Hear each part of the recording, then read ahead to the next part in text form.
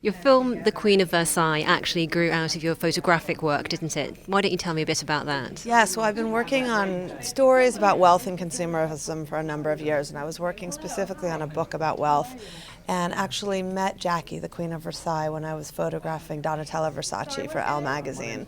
At the time, Jackie was one of Donatella's best customers, and she'd been flown out to Beverly Hills for a fabulous party where we met, and I made a photograph of her very gold, very blingy purse next to two other purses. And that picture became a Time magazine Pictures of the Year, and Jackie and I stayed in touch, and she told me she was building the biggest house in America, which I thought would be a great subject for my photo essay. So I went to photograph her and her family, and the first time I went to photograph her, she invited me to stay in her home. There was something incredibly generous and open-hearted about Jackie that was quite different from most billionaires.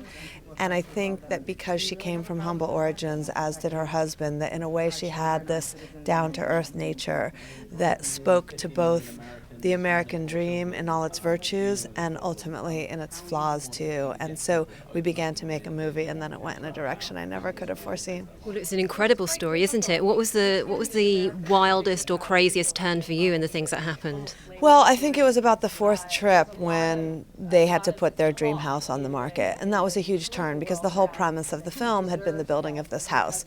And they had been working on it for years. It was kind of the expression of both of their dreams. I feel like in some ways it was the love child between Jackie and David. And they had this huge family, and he is in the timeshare business, so the house kind of was almost like a resort. And on that trip, first of all, putting the house for sale kind of represented a real problem in that dream and a real turning point for them in their family, but also there was a lot of stress and strain in the household at that point. And it really, to see them kind of deal with this financial crisis, it made me realize that their story was really an allegory about the overreaching of America, and in some ways a kind of supersized financial crisis story that we all felt in some way, but in a much bigger proportion. And how have they reacted to seeing their story on the big screen? Well, Jackie came to the opening night at Sundance, and I think it was very exciting for her to see it with an audience of 1,000 people. Robert Redford introduced, and she just saw it again last weekend. I think it took a second time to really focus in on it, but she really likes the film. She laughed in a lot of places. She was sad at times, I think especially losing Vegas, and anytime she sees the Vegas building is really sad for her, especially when she thinks about how it affected David.